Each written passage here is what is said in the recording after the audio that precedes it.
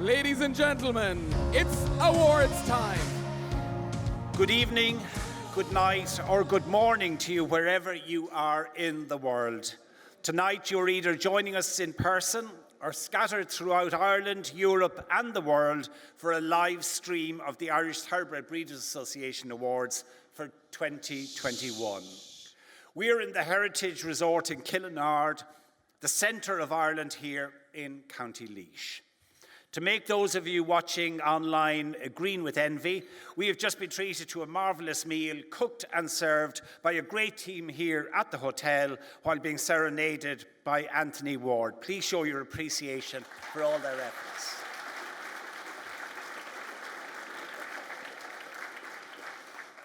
Just checking. I am joined on stage tonight by Una Tormey, who will quietly and efficiently make the evening run without a hitch. Fingers crossed, Una.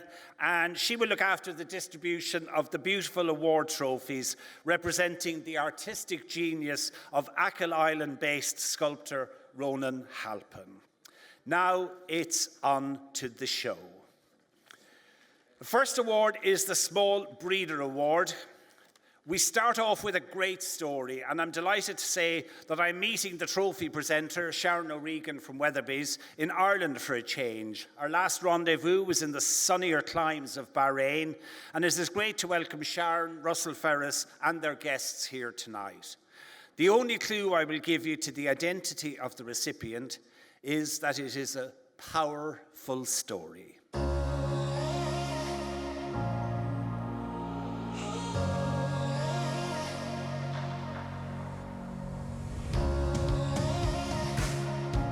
Patrick is not here tonight as he takes his sitting up and foaling duties very seriously at Newlands House Stud. In fact, I think he's waiting for the dam of winter power to fall. So he is most ably represented instead by Anne-Marie and their son, Mark Burns. Award number 2 is the Special Recognition Award.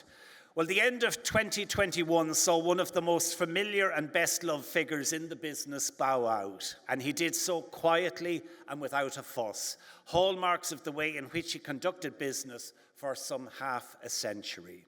This is someone for whom I have the greatest respect. Tonight he won't be spinning vinyl on the turntable for your enjoyment, and sadly Julian is unable to be here with us tonight. However, I had a chat with him earlier this evening. Julian, I'm delighted to be joining you online. Sorry that you're not with us here in the Heritage in Killinard, but there have been some lovely tributes paid to you in that video footage. How does that make you feel? Leo, I feel, well, one can only say humbled, and because when we arrived in January 1975 with 2 children, one 2 weeks old, one 2 years old, who could ever have dreamt that it would come to this? It's been a wonderful career. I suppose I have to ask you to tell me about working with Kirsten Rousing. She's an iconic figure in the industry. On a day-to-day basis, tell me about that relationship. Well, I first met Kirsten in 1976 when she came over to work for Captain Tim Rogers, where I was already working. And we've been pals ever since. Now, Kirsten, as we all know, has her own way of doing things. But when she does something, she thinks big. And I was very fortunate enough to be the man on the ground that when she wanted to start Staffordstown with its then 70-odd acres, I fell in for the job. And from then on, it's been, well, mightily exciting. You know, we've gathered together a family of staff, I like to call them. Paddy Maloney walked in through the gate the same time as I did. And we've also gathered almost now 500 acres of the best possible sort of old beef pasture that hasn't been ploughed, you know, since the 1840s. And I like to think that, you know, in combination with Kirsten's fantastic breeding program, that the land has more than paid its way and shown the wonderful benefit of Irish land. And I suppose maybe to ask you, is there one horse, one moment that stands out above all the others? It's invidious to. There are moments that have been fillies that I could remember going out and standing in the field and just staring at them for 10 minutes because you couldn't see anything wrong with them. But Alvarado was always a little star, even when she was a weanling and then a yearling. So I mean, handsome is as handsome does. There are horses that might pass you by, which surprise and excite you, but those absolute beauty queens do more often than not turn out to be the good ones. Absolutely. John Ox, young John Ox, who has taken on the mantle. Any advice for him? I wouldn't listen. I've already learned so much in the month since he and I have been working together. Horses and breeding and running a farm is always a learning process. But I like to think I've already learned, from John, and thought, oh, why didn't I think of that years ago? So he's a great fellow and he'll do a wonderful job. And he gets on very, very well with everybody who's worked there for so many years. And I'm very, very pleased to see. I think they're already a marvellous team. Well, Julian, all I can say on a personal basis, I know from many of the staff at Staffordstown that they absolutely loved you to bits. You had a wonderful relationship with them all. I think that was one of your proudest achievements from my point of view, your people management skills in that regard. I hope you won't be a stranger to us here in Ireland. I wish you the very, very best, and I hope that we see you here soon. Yeah, thank you very much, and how bitterly disappointed I am not to be there. I'd now like to ask Horse Racing Ireland's Suzanne Eade to present the trophy, and she has been nominated by Julian to step on stage. Please welcome Emer Mulhern. I'm delighted to be joined here at the ITBA Awards tonight by Suzanne Eade, of course, the new Chief Executive of Horse Racing Ireland. Suzanne, you're very welcome to the ITBA Awards this evening, and how are you enjoying your new role at HRI? Thanks so much, Kevin. Thoroughly enjoying the role. It's been great, a great learning for me when I was CFO for the last 6 years, and I had a great mentor in Brian Kavanagh who's helped me step into the role. It's a very busy time, and it's been great because we've come out the other side of COVID now, so we can really focus on racing and delivering it at its best. And that was a very difficult time, not just for our industry, but every industry in Ireland and throughout the world, and just people in general. It's great to be out the other side of COVID. Oh, it is amazing, and I must pay gratitude again to Jennifer Pugh and all of the people who worked through that very difficult time. COVID was tough. It was tough on the participants. It was tough on our owners who weren't able to see their horses perform on the racetrack. So it's great to be back. It's great, and those who would have seen Gorham Park and the support that we got from sponsors with Red Mills, and then the Dublin Racing Festival, where we can see there's a real pent-up demand for racing, and people want to be back supporting our fantastic industry. Which is great to see. The crowds, as you say, have come in their droves to Gorham Park, both Augusta Estes Day, Red Mills Day, Dublin Racing Festival. That was just such a huge, huge success. It was great to see Leopardstown again packed to the rafters. And all the key statistics in the industry are holding up extremely well after such a difficult period. Yeah, I mean, horses in training and, the ownership retention levels have been amazing. We're so grateful to our owners, and we can never forget them, because without them we wouldn't have this fantastic industry. So yeah, those were probably for me the really good statistics in the year, that the last 2 years, that people stayed true to the industry, stayed supporting our industry at a time when it was difficult. And of course we got so much coverage as well. We were the only live sport in town, which we were very, very appreciative of, and I think we've gathered and gained a new audience. I believe so, yeah. If we did a Red Sea poll earlier in the year in HRI, and it shows that the level of interest and those that want to consume Irish racing, has moved up during COVID. So I suppose we took advantage of the fact that we were the only ones operating for a while, and people have started to really fall in love with the sport, which is great. It's great for the future. And of course, Suzanne, breeding is such an important sector within the Irish bloodstock sector. Is there any areas that Horse Racing Ireland can help breeders? Yeah, I suppose in terms of breeding, it's a vital component to why we get so much support from the government for racing. And yeah, there is a couple of areas where HRI have got involved with the ITBA. We introduced the IRE incentive scheme last year, which has proved to be very important in terms of getting people to buy Irish horses at Irish sales. And then of course the ITBA's National Hunt Filly scheme has also been a great winner for the breeders.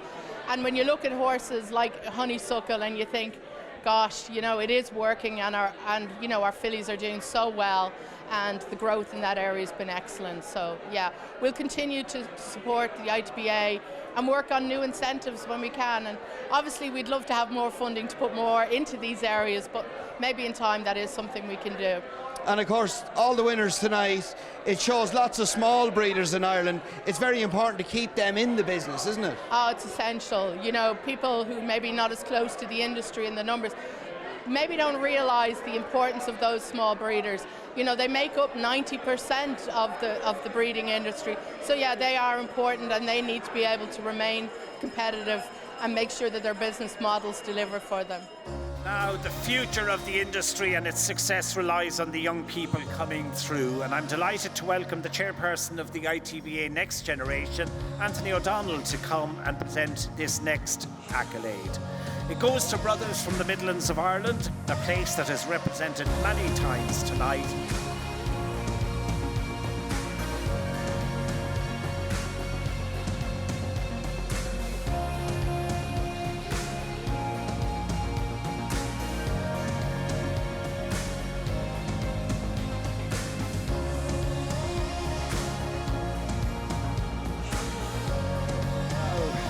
Novice Hurler of the Year Award. Well, Thomas Lefray joins us tonight to represent Arcana, where he is a valued member of their bloodstock team. It is very appropriate that the French sales company sponsors this award, as they sold the dam of the winner to the recipients. What horse is it? Let's find out.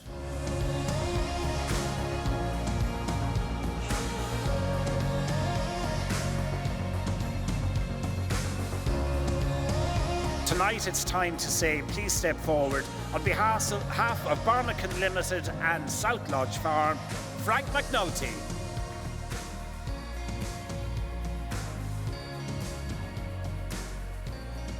Next up is the Novice Chaser of the Year Award. And John Barris is joined tonight, I believe, by his father Shawn and mother Sheila. A warm welcome to you all, and thank you for your loyal support of these awards. After tonight, your trophy will adorn the mantelpiece of breeders who last year won an award for Best Novice Hurdler. And now that horse gets another of them, this time over fences.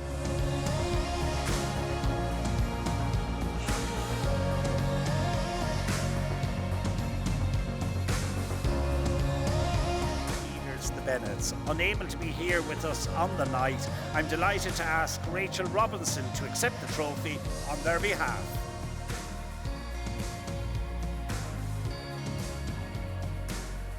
Certainly been looking forward to this award. It's for the leading national hunt mare. Robert McCarthy from the Beaches Stud, where many of Coolmore's best national hunt stallions are based, will pop up next, and it is one of his stallions who sired the next award winner. This mare gave untold joy to the people who bred her, as well as to Irish racegoers.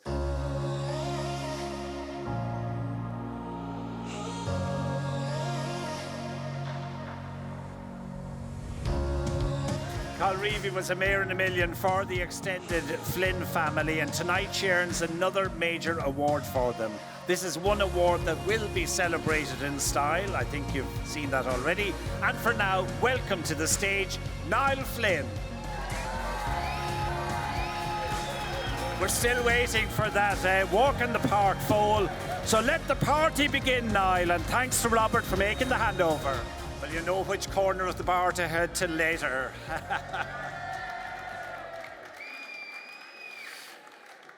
Next up is the Hurdler of the Year award. Well, okay, ladies and gentlemen, just if you can, your attention.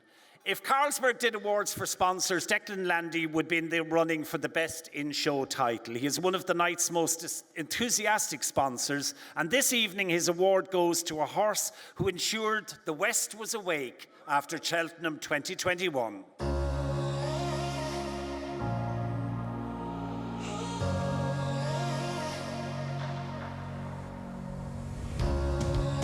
Flooring Porter is the pride and joy of his breeder, one of the ITVA's most committed members. Ladies and gentlemen, it's Shawn Murphy.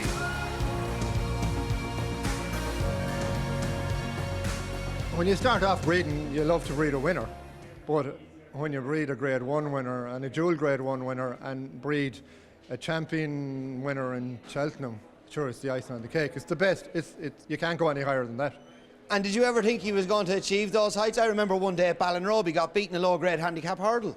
Well, funnily enough, I was there that day and I met the lads that own him, and they were a bit disappointed. And I said, lads, I have the mother, we bred the mother, and she's a homebred, and I said, she stays. And I said, wait till he goes over a trip. And I'm telling you, wait till he goes over 3 miles, and he'll be a different horse. Like, not thinking that he was going to be that good, but I knew he would stay, and I think he has a little bit of toe as well. He's not just a dour stayer, he has little bit of toe to go with it. And of course, he just improved through all recognition, didn't he? Sure, from what, 90-something, 95 is it, to 164 now, sure, that's 4.5 stone, sure, that's unbelievable. I mean, there isn't many horses that do that. And to breed a Grade 1 winner, it's the pinnacle of any breeder's dreams, isn't it? Sure, it's unbelievable. And last year at home watching it, we were all at home. We weren't in Cheltenham, and my mum and dad, and my dad bought Flooring Porter's Grandam, and we bred her on, and he's 96 now. He was sitting on the couch beside my mum, who's 91. She had the rosary beads, and she didn't even look at the race at all. She was, oh my God, and my dad was quietly sitting there, and he had the hands, and I was over the other side, and I'd look over at them now and again, and it was magic. It was magic. And I presume you're going this year? Oh, I'll be there. I wouldn't miss it for the world. And to breed a Cheltenham winner as well. Have you bred a Cheltenham winner in the past? No, this is the first. And we've bred a few nice horses, but Flooring Porter is the one. And have you siblings coming along from Flooring Porter? We have. There's 2 elusive Pimpernels at the minute. There's a 5-year-old who's with Mick Winters. He loves them. There's a 2-year-old who's a full sister of him, and she's back in foal to 8. Brilliant. Yeah. And Shawn, as a breeder, tell us how many mares you have. I keep about 5 or 6 mares myself. There's a few nerviews involved with me as well, and they have 2 or 3 mares, and I might board an odd mare for 1 or 2 more people. So there could be 10 or 12 brood mares around the place. And as it stands, it typifies Ireland and the breeding industry. You are a small breeder. Well, I am. I class myself as a small breeder, and sure, the west of Ireland, it's not renowned for breeding Cheltenham winners or graded winners. Flooring Porter is the 2nd Galway winner to win in Cheltenham. He's the 3rd West of Ireland horse to win in Cheltenham. You have Montelado, who was back in the 70s, I think. You have Faheen. The 90s, yeah. And now you have Flooring Porter. Magic. Now, we're going to put the trainer on the spot. Can he win another World Hurdle, Gavin? He certainly could. Yeah, certainly can, please God. He's in good nick, and hopefully we can keep him in that way and get him there in one piece. And it was a cracking run the last time we saw him in action at Christmas time behind Classical Dream. He doesn't have to improve that much from that run, does he? No, I don't know if he needs to improve at all, really. look, I know he was beaten, but he lost very little in defeat. Missed the start a little bit, and Classical Dream probably got a good start. But yeah, I was delighted with the run. And how's his preparation gone from Christmas up until now? Yeah, it's been spot on. So I hope we're nearly there. Hopefully we can get him there in one piece. And Gavin, it's been an unbelievable year for you, obviously, to have a couple of winners at Cheltenham, to win a World Hurdle, and then a couple of months later go and win the Queen Mary with Quick Susie at Royal Ascot. Yeah, that was. I'd never trained a 5 furlong winner before, and never had a runner at Royal Ascot, so it was fantastic. And what did that mean to you? Yeah, it was massive because you know, Royal Ascot it's such a big event. Yeah. And Gavin, how easy is it to adapt to the different training regimes? Obviously, flooring Porter, a World Hurdle, to training a 2-year-old filly to win a Queen Mary. I don't know. We pulled it off anyway. And obviously, Gavin, you've won the Champion Hurdle, the Stayers Hurdle in a short period of time. Obviously, a Royal Ascot winner as well. What's the next goal? What's the next on the bucket list to win? Oh, look, I don't know. We just keep trying to win races and you know, get to these big meetings and try and win the big races as well. And you have plenty of those lined up for Cheltenham as well. Just give us a quick, briefly update on the team. Gavin Acko, firstly, he runs in the National Hunt Chase, and you've booked Derek O'Connor. No, that's Vanillier. Vanillier is National Hunt Chase. Gavin Acko is undecided whether he'll go for the 2.5 mile or 3 mile novice. And then we have my mate Mozzie probably go to County Hurdle. We've a few entries in the Boodles. Yeah, that's kind of it. My mate Mozzie, interesting. You're going to the County Hurdle. What's the reason behind that? Yeah, look, he had an entry. He had an entry in the Supreme, and sure, look, it looks an unbelievable race on paper. And look, he was well beaten in the Grade 1 at Leopardstown at the Dublin Racing Festival. So look, we thought we'd go back to a handicap and give him a go at that.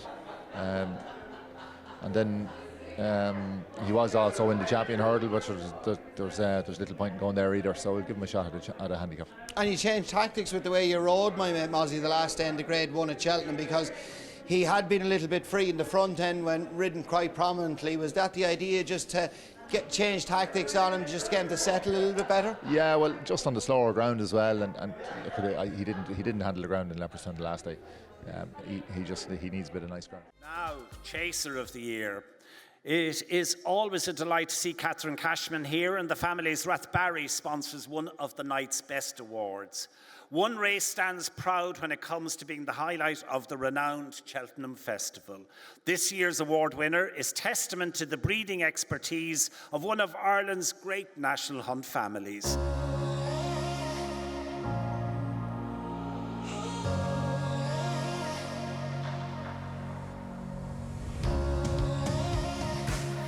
Manila Indo, of course, won the blue ribbon of National Hunt Racing, and what a proud moment that was for his breeder, officially Anne Lawler. Please welcome Anne and Dick Lawler to the stage.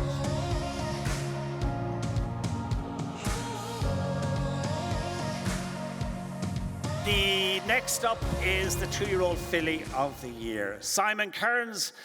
Well, Simon will provide you with reviews if you need them later for Les Miserables, which is showing in Dublin presently.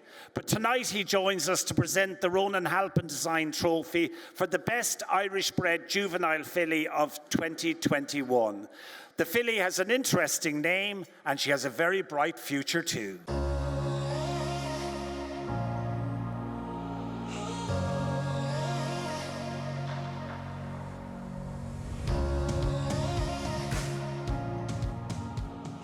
I mentioned an interesting name. Of course, you all know FLOTUS stands for First Lady of the United States. But FLOTUS was bred in partnership by Sheila Grassick's Newtown stud and Tim Pabst. And I would like to call on Tim, together with Kathy and Sally Ann Grassick, to come up and take their award.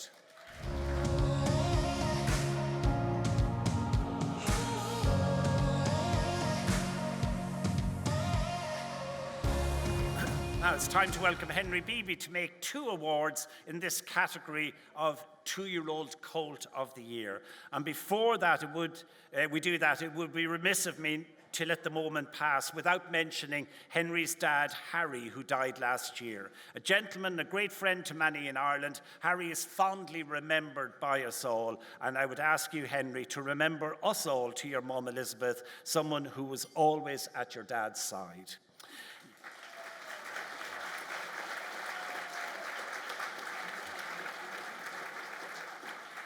Now, in a vintage year for Irish-bred juvenile colts, it was impossible to split a pair of very different colts, and in the end, both are sharing this prestigious honour. Time to reveal the identities of these stars.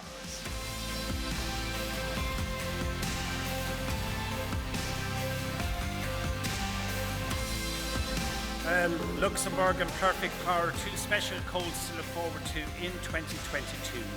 First to the stage, could you please welcome, to accept his award for Camelot's son, Luxembourg, Ben Sangster.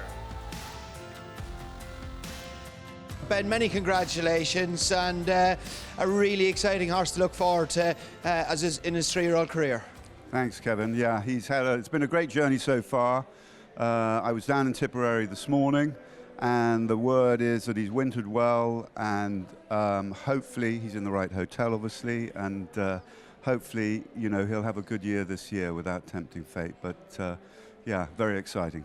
And everything couldn't have gone any better than last year. Unbeaten in 3 starts, he got off the mark in Killarney, followed up his win then with a very impressive victory in the Beresford Stakes. He was quite green that day. Very, yeah. And learned a lot from that to divert him for Futurity at Doncaster's final start last season. Exactly.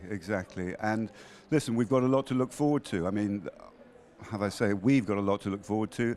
The owners have got an awful lot to look forward to, and I'm a lucky man that I'm, been part of this run forward with him, so I'm delighted. And obviously he's the anti-post winter favourite for the Epsom Derby. Right. I'd imagine he'll start off in one of the Derby trials, maybe, I presume, at Leopardstown. I haven't heard, actually, to be honest with you. I haven't heard. I presume he'll take a route, whether it's the Guineas or the Derrinstown or the Dante, and then on. There's a lot of water to go under the bridge, I suppose, between now and the next couple of months. We're in, what are we now, 25th, 26th of February, so the next 2 months will be all important for him and where he's going to choose to take him. And Ben, physically, I'd imagine he's done really well over the winter months. Haven't seen him myself, to be honest with you, Kevin. I haven't seen him. I've heard good chat on the street, and I've heard good chat from the team down there. Listen, he's a maestro of a trainer, so he'll get the best out of him, I'm sure. Great stuff. And Ben, of course, yourself and your late father, Robert Sangster, you were great friends. Robert, of course, was great friends of Ireland. He loved racing in Ireland. He loved the Irish people. He loved the farms. He loved the camaraderie. He loved everything about Ireland and its racing and its breeding game, that's for sure. And you'd so much success going back to, we're reeling in the years here now, the likes of Sadler's Wells and the Minstrel, Golden Fleece, El Grand Seigneur. Right. There's so many to remember, isn't there? I know. It was a dream decade of wonderful horses, racing, and a wonderful situation for him to be in. And I was only a young man at the time, but it was absolutely wonderful. They had the best of everything, and they had a wonderful time, enjoyed it. And it was an unbelievable period of racing for them. And to this day, the legacy is still living on in so many different ways in the breeding industry. Well, yeah, it is in a much smaller way, obviously, but we still enjoy it. I've got family members who are very much involved in it. I'm still involved in it. I've got a young son who is involved in it, and it's part of our lives. So we enjoy it, and we enjoy coming to Ireland very, very much. And of course, you've got a very good filly in the Jane Chapel Hind trained Saffron Beach. She deservedly won her Group 1, her final start of the season in Newmarket. She was very impressive in beating Mother Earth that day in the Group 1 Sun Chariot Stakes. She sure was. We had a great day out that day. Jane Chapel Hind, her trainer, she needs to take every type of credit you can because she's a great trainer. She's not had wicked ammunition to go with, but whatever she's had, she's done an awfully, amazingly good job, and she's a great communicator. Saffron Beach is a filly we've kept in training for this year, and we're hopeful, touch wood and all that she can have another good year. And what's the plan with her? What's the long-term targets or the immediate targets with her when the season starts up? Well, she has kindly been given an invitation to Dubai. Jane is taking her to Chelmsford racetrack, I believe, on Wednesday. Wants to give her a pipe opener, have a look, see what's happening there, and then she'll make a decision.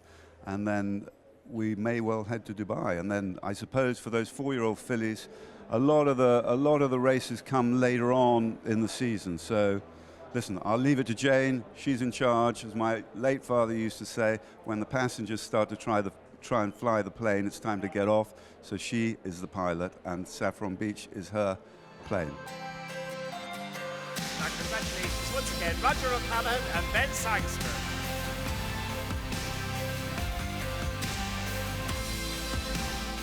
Two-year-old Colt of the Year award of 2021 goes to Perfect Power, and delighted to be joined by Perfect Power's a trainer, Richard Fahey. Richard, brilliant two-year-old last season.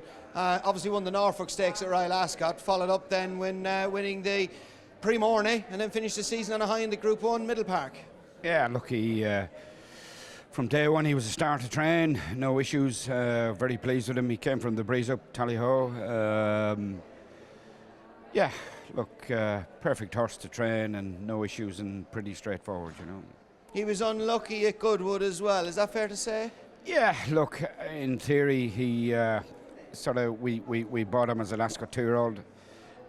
We felt he was an Ascot 2-year-old, and he got beat first time, sort of fell out the gates, did everything wrong in quite a competitive race at Newcastle, and it probably helped him win at Royal Ascot because we ran him again at Hamilton and he trotted up, and of course he won the Norfolk, and then probably a little bit unlucky at Goodwood. So he's probably a horse that's probably been a little bit unlucky to be beaten, but look, to win 2 Group 1s as any 2-year-old is quite special, and we're very lucky to have him. And is it fair to say he's improved with racing during the summer? He got better, obviously, hence he won his last 2 wins. We're at Group 1 level. Yeah, look, we've never had a dual Group 1 2-year-old, which he is. There's not many 2-year-old Group 1 winning 2-year-olds. But we're very lucky to have him, and looking forward to racing him this year. How's he done over the winter? Yeah, he's done well. He's an absolute perfect gentleman, an absolute legend of a horse. As a trainer, you sort of have horses, and he eats and trains well and loves his work and does everything right. He's very easy to deal with. I'd like him to have grown, but that's being a trainer, being greedy. But we'll sort of step him up and trip and see whether we can make him into a mile, or if not, we'll step back sprinting, you know. And he's a horse who showed plenty of speed. Are you confident that he will get further? On the dam side, he has a chance to stay in. Physically, looking at him, he looks like a sprinter. He's not very big. He'd be 15, 2.5. But look, plenty of good horses come in small parcels. Plenty of humans come in small parcels. I've always had to say it. But look, we'll probably give him a trial. I've got to speak to the owners and the connections to see which route we'll go. But if I was sort of saying now, we'd probably go to Newbury to the trial, the Guineas trial. He's got no penalty there. It's the only Group 3 there. We've no penalty, and work away from there, you know. And obviously then the aim is the Guineas, and you have to have a shot at the Guineas, and only time will tell if he'll get the trip. And obviously then you can decide then if you stay at that trip or drop back to sprinting distances. Yeah, the problem with sort of horse like this is early on in the season there's not many sprint races for him. The Greenham is 7 furlong, as I say, without a penalty. I'd like to go there, but look, I'll speak to Sheikh Rashid and see where we are, see how the horse is training. But he's been cantering since early December, and he's where we want him at this stage. He looks fantastic. I mean, but he's in himself, he's a pleasure to train. He's a very happy horse and just wants to work and wants to help you. So we'll speak to Sheikh Rashid and the team and see where we go. And Richard, you trained a lot of very good horses down through the years, and especially a lot of 2-year-olds as well. Wootton Bassett, brilliant winner, of course, of the Prix Jean-Luc Lagardère in France's 2-year-old career. Mason, Ribchester, Garswood. It's an unfair question, but is there plenty of similarities, or is it unfair to compare him with the other horses, his predecessors before him? It's very difficult to sort of compare horses in different generations, but he's a dual Group 1 winner. As a 2-year-old, I haven't had one of them before. He's a complete star at home, and he's a complete legend. And I'm feeling, as a trainer, you sort of you sort of look to the future, and he's the future. But strictly on the record, he's probably been the best 2-year-old we've had. He's not the highest rated 2-year-old we've had, but he's a dual Group 1 winner. So on the stats and on sort of realistically speaking, a dual Group 1 winning 2-year-old, there's not many of them about, and he's one. So I'd have to say he's one of the better ones, yes. Great stuff. And Richard, I can't let you go without asking you. You have a big team, obviously, of horses. The turf season's only around the corner. We spoke about Perfect Power. Give us one or two to watch out for. I know I'm putting you on the spot now, but is there a 2-year-old that's really exciting you at the moment? I know it's only early days. It's extremely early days, as you know, Kevin. You know, we have a couple of our dads. We've been very lucky with our dad, as you know. I think we had 4 of them last year. I think we actually trained the top 3 rated our dads. We have a couple there that are shaping well. There's plenty there, but look, it's far too early for me to actually nail them. And I guarantee, as a trainer, if you put your sort of name down to one of them, it'll finish him. You know, but there's plenty there that we like. We're happy enough. The 2-year-olds are quite forward this year because we've had a soft winter this year. So we're happy enough, and we'll see what happens. It's unfair to put a name down now. I said I'd have to chance you for one anyway. Richard, well done in the award tonight, and best of luck with Perfect Power, and best of luck for the season going forward. Thank you. We move on to celebrate the best 3-year-old filly of 2021. Well, actually, we have yet another dead heat with a pair of fillies tying for the honour. One is a filly whose full potential may yet have to be realised, while the other has won no less than 3 times at Group 1 level. Time to reveal their identities.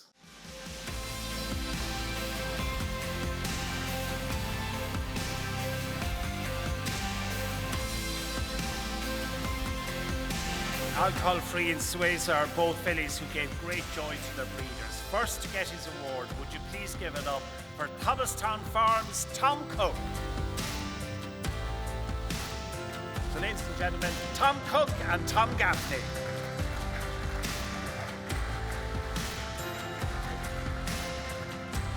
Well, the 3-year-old Filly of the Year award for 2021 goes to, of course, the triple Group 1 winning filly, Alcohol Free, and I'm delighted to be joined by David Bowe, General Manager, of course, of owner Jeff Smith's Littleton Stud and Bloodstock Interest. David, many congratulations tonight.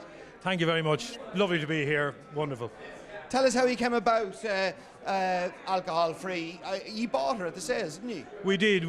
Jeff is primarily an owner breeder, but periodically we buy a few. I bought her at Goff's from the Gaffneys, and I saw her early on in proceedings and liked her. She's by no name ever a sire on the up, and she was a nice looking filly, and she was a type that would suit us. She just needed a bit of time. We thought we'd bring her home and leave her alone, and she went into training with Andrew Balding and came to hand nicely, so we're very lucky.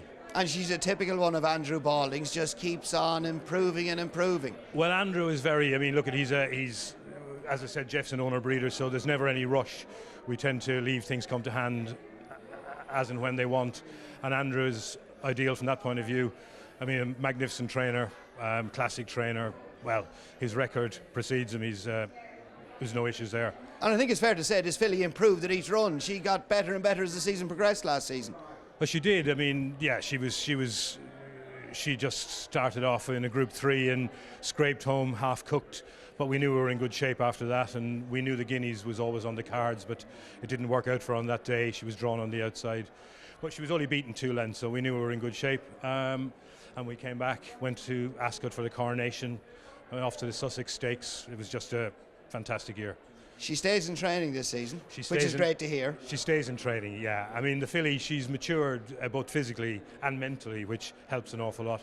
She's filled her frame, so she's gone back to Andrew. She was back at Littleton Stud for the winter, so she's gone back in 2 months ago, and she's training very well. So we'll start her off. She'll probably stay at a mile, but we wouldn't be adverse to maybe dropping her back in trip and see what happens. Has her Group 1s, but we think there's plenty left to come. And she's a filly. That's interesting. You say you might flirt with the idea about dropping her back in trip, because she does have plenty of speed.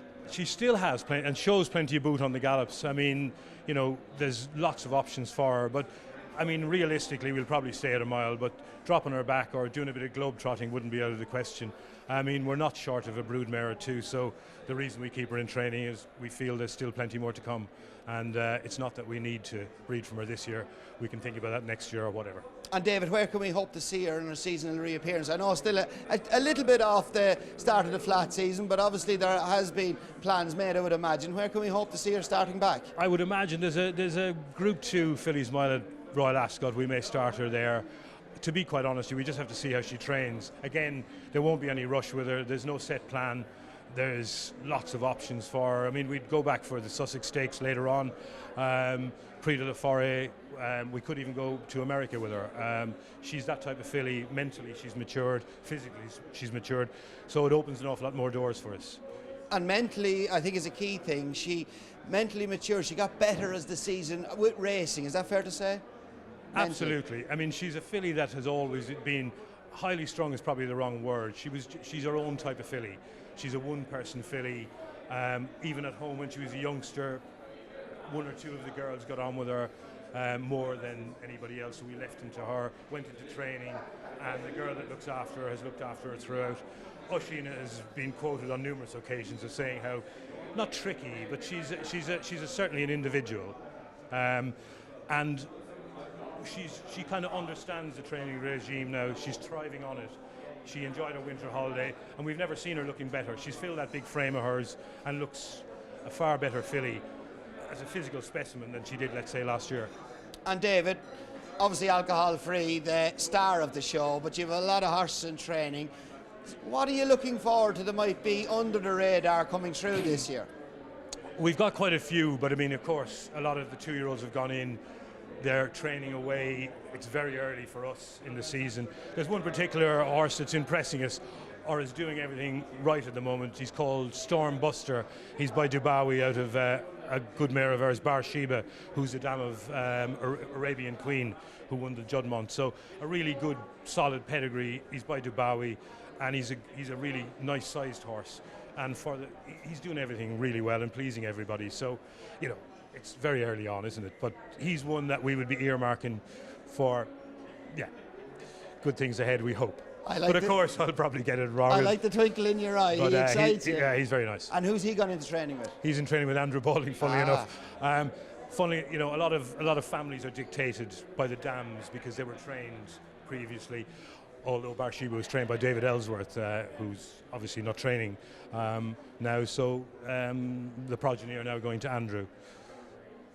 And we can't let you go. You've just touched on him. One of the great trainers, probably one of the best dual-purpose trainers ever in the game. Absolutely. David Ellsworth. He's going to be a sad loss in the training ranks for Jeff Smith and yourself and Littleton Stud. Well, to be fair, I mean, David has not only been a trainer for Jeff, they're just best friends. I mean, he's a wonderful man, David. I've gotten to know him over the last 20 years, and it's a privilege. I really mean it. He's the most entertaining, charismatic man you've ever met, and his record precedes him. He's just absolutely wonderful. A pleasure to be with, both from a business point of view and socially. He's just, magnificent. He was on the TV at Newbury at the weekend, and it's just lovely to see him. He's a great guy. And what made him, in your opinion, so good? Because he could train sprinters to Grand National winners, Gold Cup winners. He could train everything. It's a hard question to ask of me, but I would say that David Ellsworth is just a natural horseman. He gets things out of horses that nobody else does. He can see things. He's got patience. He's got empathy, I think. I don't know what it is, but he's just extraordinary, an extraordinary man. I don't think of the likes we'll see again. He's just one of those, he's a hero of mine, to be fair. John O'Connor will join us as the sponsor of the award for the best of the colts among the classic generation.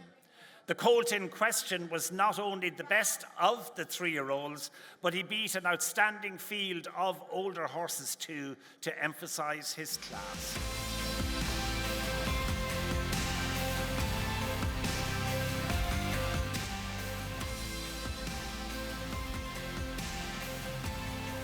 To receive the trophy on behalf of Godolphin for the classic winning at AR, would you please welcome Ray Hyland. I'm delighted now to be joined at the ITBA Awards by Martin Hayden, Minister of State in the Department of Agriculture. Martin, you're very welcome along to the ITBA Awards. Great to have them back. You've been here for the last few years as well, pre-COVID. Yeah, I here every year as Kildare TD, and lovely now after the pandemic to be here as a Minister of State, representing the Department of Agriculture, and obviously the racing and breeding industry is such an integral part of what we do in agriculture and in rural Ireland. And of course it's such a big industry, especially in your constituency as well, in Kildare. Yeah, like obviously with Kildare, it just gives me an insight to how many people are employed directly and indirectly, both through racing and breeding. But you know, the fact is, when you look at the footprint all around the country, there isn't a county in the country that doesn't have some level of activity and employment and economic activity in areas where there isn't a whole lot of other economic activity, and that's why government invests so heavily through the Horse and Greyhound Fund in supporting the equine industry. Because of that direct employment, it's worth over €1.8 billion to our economy, and directly and indirectly supports about 29,000 jobs around the country. And of course, in our local constituency, the amount of spin-offs from the racing and breeding industry is phenomenal into the local economy, isn't it? Absolutely. You know, you stand in a trader's yard or in a stud, and you look at the people riding out the horses, the grooms, the jockeys, but then you realise, you know, there's the guy with the horse laundry, there's the vets, there's the farriers, and there's all those other jobs that are integrally linked, but you know, are self-employed people as well. So the money generated in that activity is really, really important to our rural economy. And we were very fortunate to keep the industry going through with the backing of government through the COVID pandemic, and the employment rates remain very, very high in our industry and even grew further. Well, look, and that's why government supported the sector through various grants. But, you know, huge credit is due to Jennifer Pugh and all the team, HRI, ITBA, and everybody who works in the sector who kept working when a lot of people had to stay at home. The horses didn't know there was a pandemic, and social distancing wouldn't have worked for them. But it was absolutely critical as well from the racing side of things. The amount of people I would know who were stuck at home, and actually the racing on the telly in the afternoon was an absolute lifeline for them, something to break the monotony, something for them to follow and have a great interest in. And even though there mightn't have been crowds in the stands, which we all missed, it made a huge difference. So even to yourselves in the media and everybody who kept covering the races, and the races kept happening, and did so during a time of great concern during the pandemic, you're all to be commended for that, and I think the industry is the better for it. And Martin, of course, farm safety is a big issue for you. How can racing and stud farms improve with their farm safety? Yeah, so one of my key responsibilities in the Department of Agriculture is the area of farm safety and farmer health and well-being. And you know, we are the most dangerous workplace in all of Ireland by a considerable way. We're making progress on reducing the amount of fatal incidents, but you know, every death and serious life-changing injury on an Irish farm or on a stud farm is one too many, and I won't rest until we see that culture change completely. And I want to commend the work that's happening in the sector, because I'm working very closely. There's a lot of very good things happening. There's been a survey there happening, and it's about welfare of staff as well, which is key and really, really important. And there's a lot of good work happening in the sector at the minute towards, you know, making our stud farms and our yards safer. And I would hope to see increased investment from a department through TAMS and different measures into the future to be able to support that type of investment. That means we do our daily tasks in a safer way into the future, but also that sends a message then to our staff of how valued they are. And you know, I think at this time of real difficulty across all sectors in holding on to staff, you know, I've worked very closely with the sector to get work permits for non-EU staff because of that shortage of labour. But that's a short-term measure. We have to fix the longer-term challenge, and we have to make the sector, you know, that we retain our staff better and that we attract more, because it's a very competitive marketplace now at the minute. All industry is finding it very hard. It's an employees market. So, you know, the measures we're taking about improving farm safety and health and safety is really important part of that, as well as the career progression that the likes of Equip HRI are doing. And I continue to work with them on that as well, because I just think that's all really important. And it's something as a minister that you're very passionate about, as hence you're from a farming background. Yeah, completely, and I just know how important it is. You know that, like, you know, in our sector of racing and breeding, we have people who have phenomenally talented, and we want to make sure that whatever work they do during their time in the industry, that is recognised through whether it's VTAC level or whether it's apprenticeship style, that from their time, if they get injured or if they decide to change to another career, that they can bring a qualification with them. And I think that'll make it more attractive for parents who are faced with their children maybe wanting to go into this area, young adults wanting to go into a career in the industry, you want to reassure them that they're on a path and a career trajectory there, and I think that's a really important step to take. And Martin, facilities are improving on racetracks nationwide, thanks largely to government help. Yeah, look, through government we have supported investment in a lot of race courses, because this is where the showcase. And if you look tonight with the fantastic breeders we have, the vast majority of breeders in Ireland are farmers, have 4 or 5 mares or less, and their showcase, where they get to showcase their stock, is in the race courses where people are there. So we have to continuously invest in our infrastructure. So we've seen massive state support for the likes of the Curragh race course, for the likes of Leopardstown, new stands in Punchestown and beyond. And I know the HRI have a lot of ambitions for the likes of a all-weather track in Tipperary and the rest. And it's great to see that in continuing investment, because you're never standing still. If you're not going forward, you're going backwards, and we want to continue to drive that investment, because again, it's so important for all of those jobs across rural Ireland. And finally, Martin, what's your favourite race meeting of the year? Oh, well, I'd have to say, having worked in Punchestown Racecourse for 4 years, I'd be shot if I didn't say Punchestown is the highlight of the year. A great opportunity to get out and meet many neighbours. Growing up, we always got the half day in school to go to it, and it's our Cheltenham. I think it's better than Cheltenham, but it's definitely our Cheltenham. A local man would have to say that. I would, but it's our opportunity to either double down on a success in Cheltenham or maybe put a wrong right. And it's the end of the season. It's a really special time, so really looking forward to that. We've been starved of Punchestown Festival for the last couple of years, so can't wait for April. Long may it continue. Thank you, Martin. Thanks, Kevin. Now, we get into the home straight and some very, very special awards. Cathal Beale from the Irish National Stud will present the Wild Geese Trophy, one of 3 special awards tonight to round off the evening. This award is still in its infancy, but has already proven to be one of the most popular innovations from the awards committee. I have known one of the power couple who are being honoured tonight for what seems a lifetime, and there will be much cheering and partying now in a well-known hostelry in Lexington, Kentucky. Get ready for this.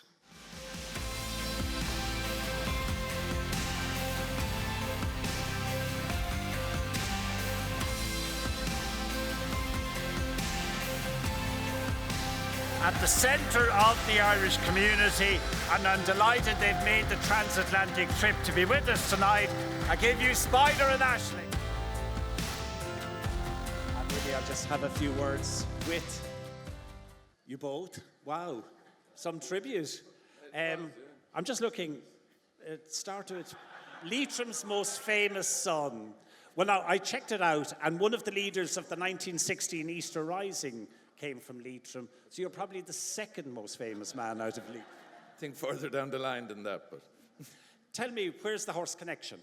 Well, my dad loved horses, and there was always a couple of horses around the house, and him and my older brother Cathal, they were always the guys that kind of broke neighbours' horses, and I was just one of those kids. I always loved ponies. Didn't like studies as much as ponies, but so I eventually got one and did the Gymkhana shows, took the jumping as far as I could, and one day I realised I wasn't going to make a great living doing that. So I wandered into Early Stud, and Patsy Walsh gave me a job there, and that was a great learning ground that started me off in the Thoroughbred business. And you went to Kentucky as a working student, 1985, to Circle O Farm, and within a year you were the manager. Well, yeah. Bill O'Neill was a fantastic man. He was really good to me, but he was like a father to the whole Irish community out there at the time. And probably like everything else in life, it was time, and he was getting a little older, needed somebody to give him a helping hand, and I just happened to be there. Well, you must have impressed him. I suppose, apart from obviously wooing and marrying Aisling, what's the highlight of the career been so far? Well, it's been a long one, so there's been quite a few good moments. Starting off, and myself, Pat Costello and Ted Campion, we started the lads, and from very humble beginnings, we had great success. One night we sold one for $650, and an hour later we sold another for $900. That was a hell of a night. It was good for business in McCarthy's as well. And, you know, then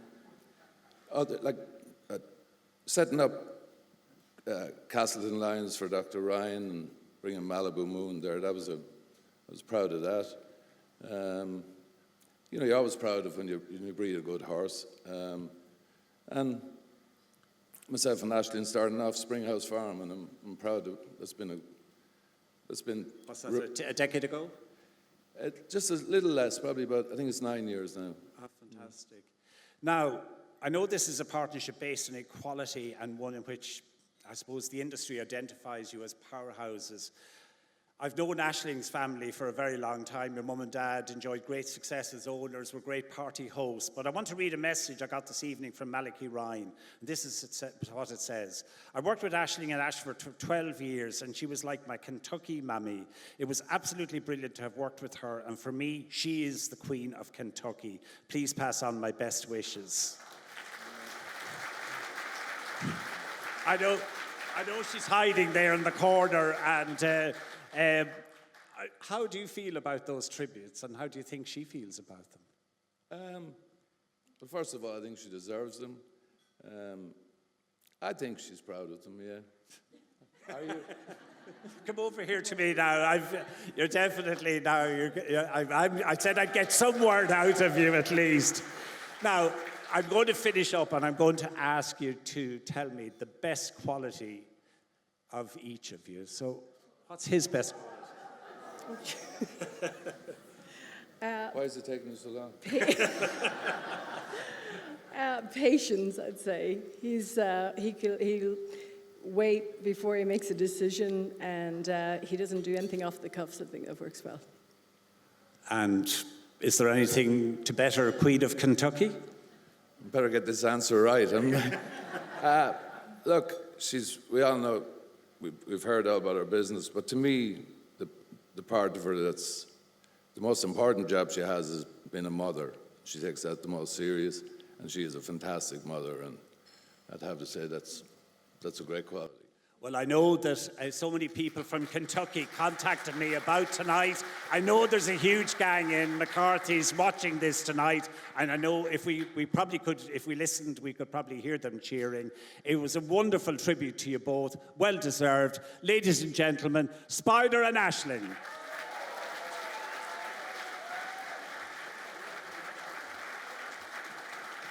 Now, our penultimate award, the Contribution to the Industry Award. My colleague Mark Costello has the pleasant task now of giving the award for making a significant contribution to the Irish industry. As you will see from this footage, the winner is one of the most popular people at the sales, one of the shrewdest judges of horseflesh, and a thoroughly nice human being. Who is this legend?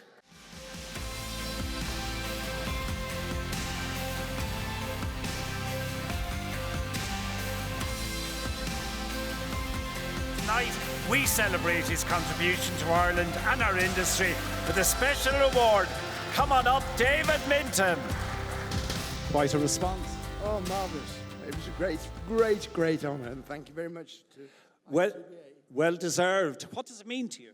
Oh, a lot. Oh, goodness gracious. To be 50 years in the business as of this year. This spring, yes. Spring, yeah. First visit to Ireland was in 1972. And I ended up at J. Harrington's. Put me off gin and tonic for the rest of my life, so that was all right. You hadn't allowed for Irish measures? No. I only had two. There's Harry Beebe and Johnny sitting there laughing, and I got back to my digs, got the helicopter spins, lay in the middle of the floor. Oh, so ill. Never touched gin again. And they're the two men who probably were as big an influence on my life as it could be, you know. David Minton, ladies and gentlemen.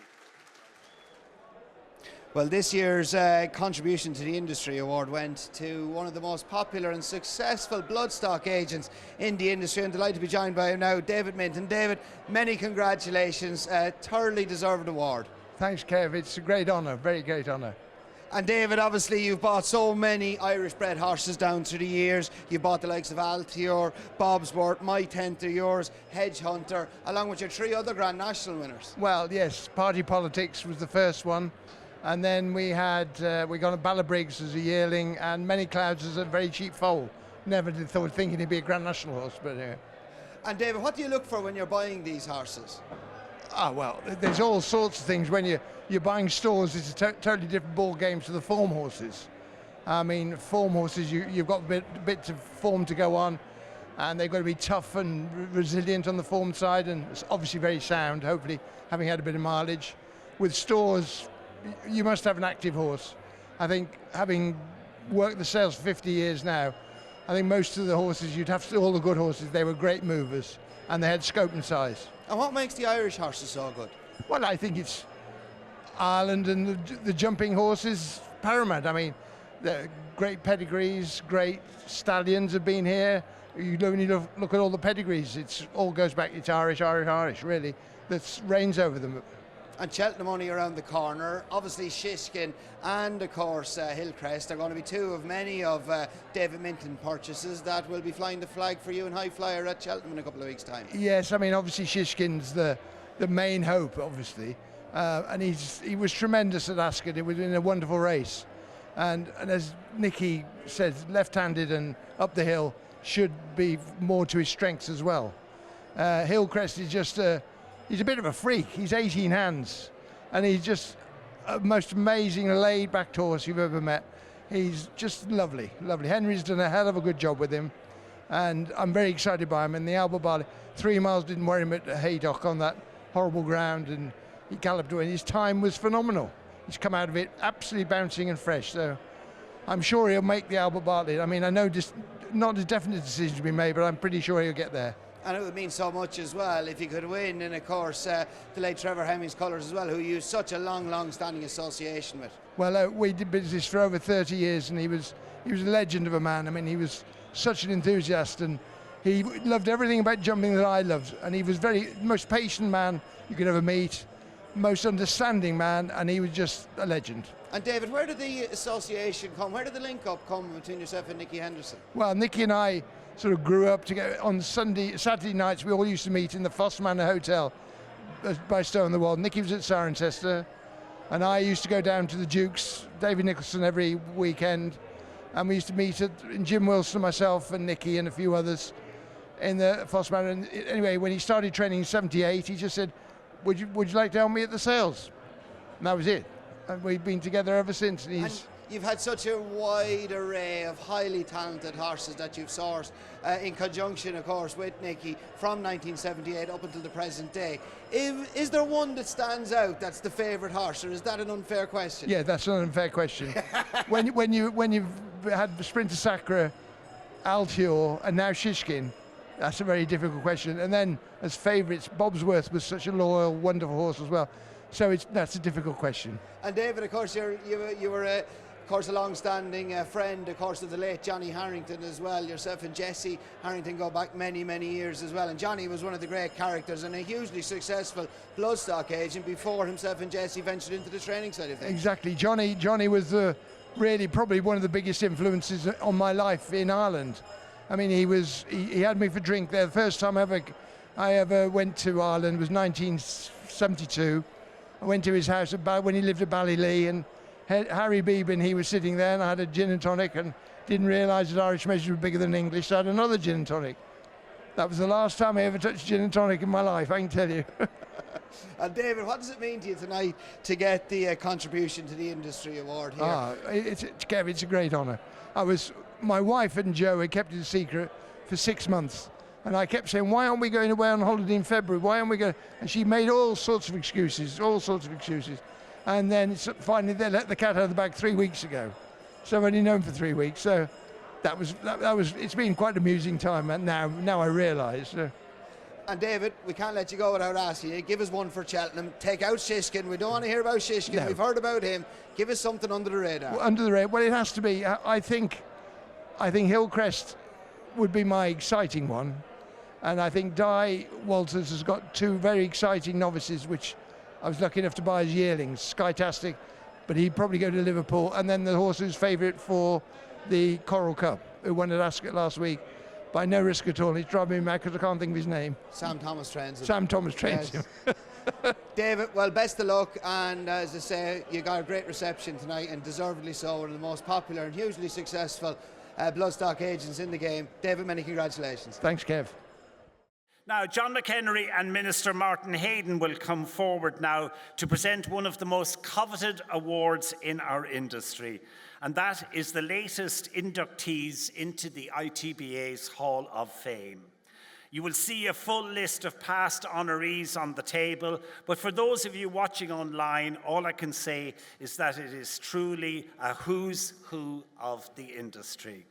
Just before I go ahead, I would like to address a few words to Minister Hayden and thank him for his continued interest in our sector and his efforts on our behalf, and indeed colleagues in the Oireachtas. In particular, I'd like to compliment him for his work in the area of education and his efforts with Horse Racing Ireland and the ITBA in the area of farm safety. And another issue, of course, on which he has provided invaluable assistance is with the procurement of work visas. So thank you, Minister Hayden. Now, in a year that was outstanding, even by their usual high standards of success, the power couple about to be revealed are truly worthy of joining the illustrious roster of former winners. The pride of the Midlands and truly set at the heart of the business, the new names on the Hall of Fame roster are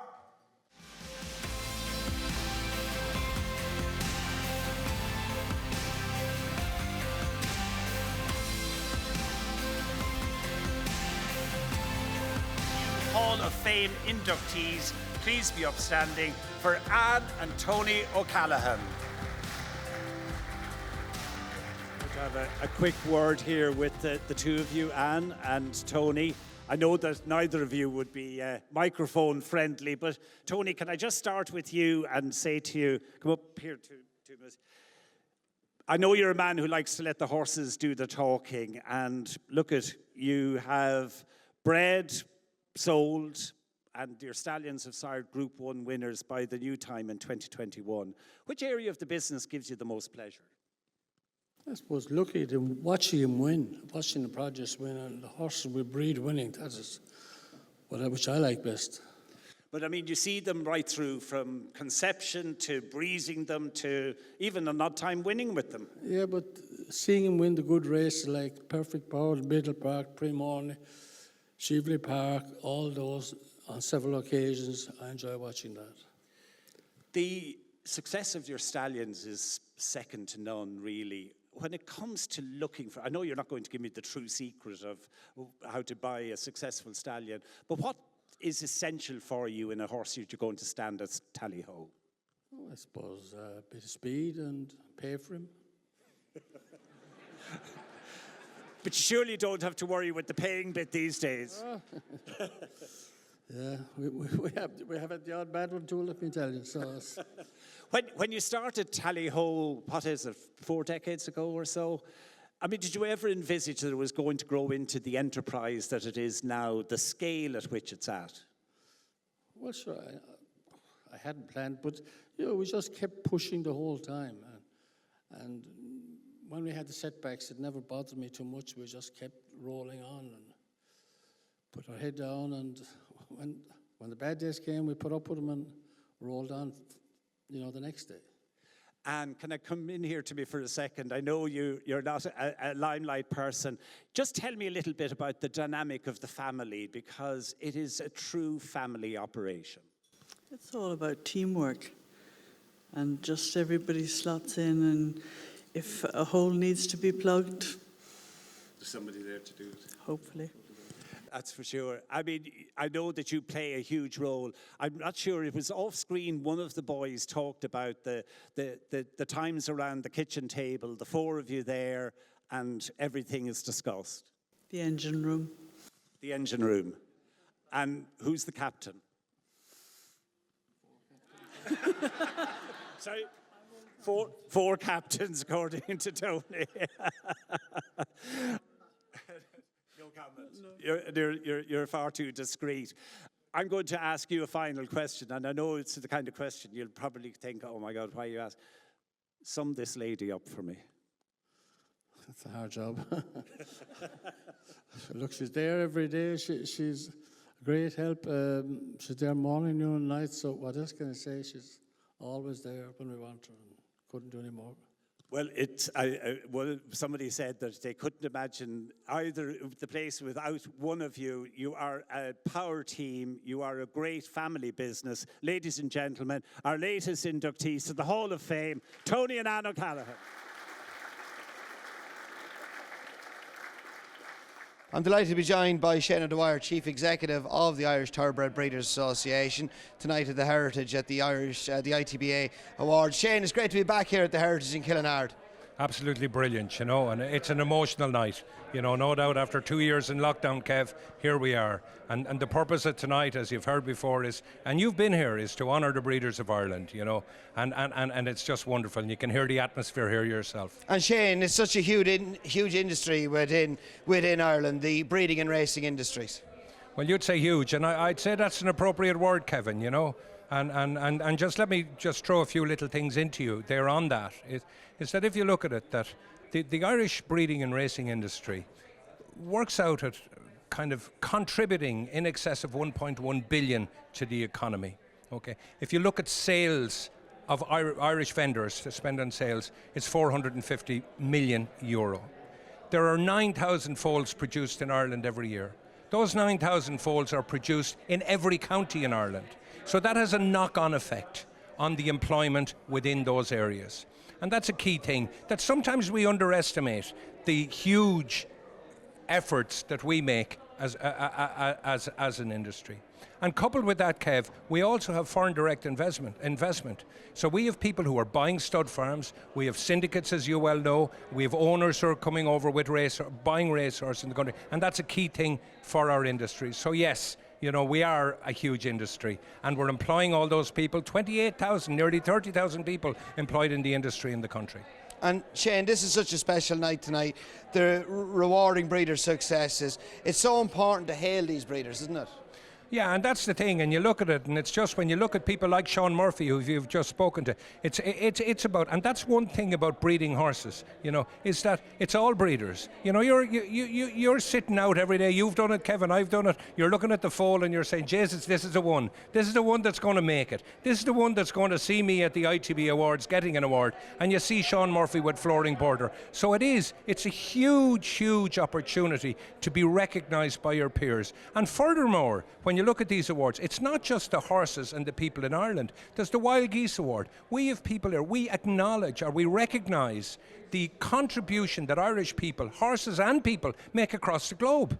You know, which is a huge thing, and it's something really that we should be very, very proud of. And we've got a lot of young breeders coming through as well, which is vitally important, isn't it? And that's a key thing, you know, absolutely, you know, and that's what the association is doing, you know, and earlier on you heard John McHenry talking about Cathy Grassick, who's taking over his chair. A key objective of Cathy is to get young people, next generation, involved in the association, getting actively involved in the association, and it's not up to them, it's up to us to make sure that the platform is there for them to succeed. But yes, and if you look at tonight, you have the Gleeson brothers. Last year, you had Claire Manning, you know, and people like that are now itching to win an ITBA Next Generation Award. And the future of breeding racehorses in Ireland, Shane?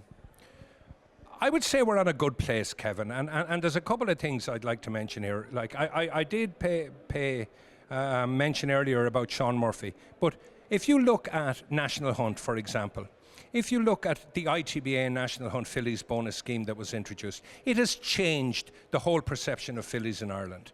If you look at Cheltenham last year, the 7 or 8 fillies, they all went through our scheme, simple little scheme, and it's about the owner. If we can provide a forum whereby owners get more return on their investment, that affects the breeders. And the National Hunt Fillies bonus scheme is an example of that. And typically, we have the IRE incentive scheme, which is just taken off now on the flat. You're given a 10,000 voucher to someone who wins, you know. And people would say to me, Asher, Jesus, that's about the owner. It's not. It's about making it a proposition for them, which results in the breeders actually getting more money for their stock at sales. Well, ladies and gentlemen, there's nothing more to say for now except to congratulate the 26th inductees into the ITBA Hall of Fame and Antonio Callahan. And in a flash, it's done and dusted. Shortly, you'll be able to dance the night away to DJ Stuart Quinn and afterwards be entertained by Mark Quinn in the Residence Bar. For now, it's just for me to say well done to all our award winners, to thank all our sponsors, and to wish you all a safe, healthy, and happy 2022. Good night and keep winning.